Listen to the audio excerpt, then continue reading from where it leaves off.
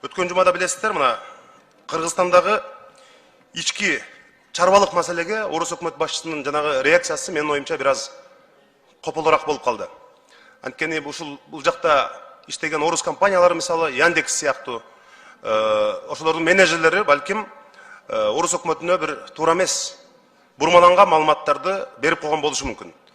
Биринчиден, Кыргызстанда бизнес ак кара, жашыл кызыл деп бөлүнбөйт. Туркиядан келеби, Орусиядан келеби, Кытайданбы, Япониядан келеби, бардыгына бирдей мамиле. Мурдагыдай криминал деген жок азыр. Салык мыйзамдарына башый болду. Иштей бер деген мындай бир жакшы тартип орногон. Ошондуктан салык мыйзамдарын аткарган бардык компанияларга Кыргызстанда жол ачык, жакшы иштеп атат. Экинчиден, ошол эле Яндекс боюнча бир канча депутаттар көтөрдү. Бюджет комитетинде мен талкууну көрүп чыктым. Бардыгы ушул маселени алып чыгышты. Анткени алар баганы жасалма көтөргөнү аныкталган. Дээрлик 21%га чейин жанагы айдоочуларыбыздан алып атты. Кыргызстанда 100 миңден ашык Яндекстин айдоочулары катталган.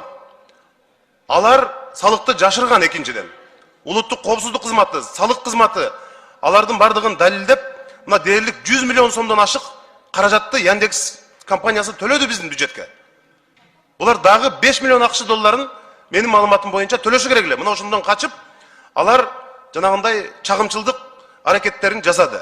Ошондуктан мен ушул жерде биздин өкмөттүн жетекчисинин орун басарына суроо бергенде, болбосо депутаттар монополияга каршы мыйзамдарды, Яндексти тартипке салуу боюнча мыйзамдарды алып чыгалы десем, алар айтты, жок, бизде мыйзам даяр болуп калды, алып чыга элек ошол боюнча. Бир эле мисал айтайын. Кошуна Казакстанда Яндекс санарипти өнүктүрүү фондуна эле 6 миллион 500 миң акш долларын берди. Соцпакет, мына биз Яндекслерде иштеп атабыз, муну алып койгула, санариптик өнүктүрүүгө мына колдонгула деп. Бизде Кыргызстанда андай социалдык долбоорлорду өнүктүргөн жок да. Тескерисинче 100 миң деген айдоочуларыбыздан жанагы банкрот кылып, монополист деп таанылган аз келгенси, эми мына ушундай мамиле кылганы болбойт. Алар иштедиби? Иштеп атат. Салыкты жашырды, баганы жасалма көтөрдү.